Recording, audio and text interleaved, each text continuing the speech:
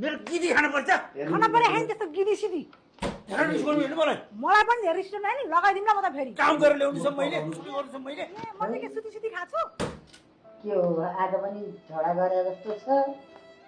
खै खाना बेलाउनु जस्तो छैन बुहारीले खै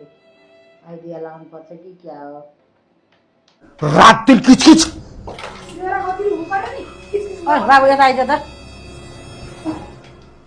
के बुहारीसित रात दिन झगडा गरे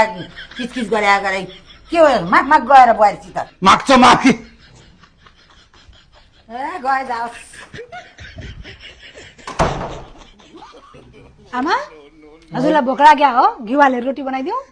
रोटी त नबनाऊ के खान्थे खिर बनाइदिउँ खिर हुन्छ हुन्छ खिर बनाइदियो हुन्छ ल म खिर बनाएर आउँछु है देख्नुभयो बुहारी त यसरी रिझाउनु पर्छ के यसरी खुसी बनाउनु पर्छ बुहारीलाई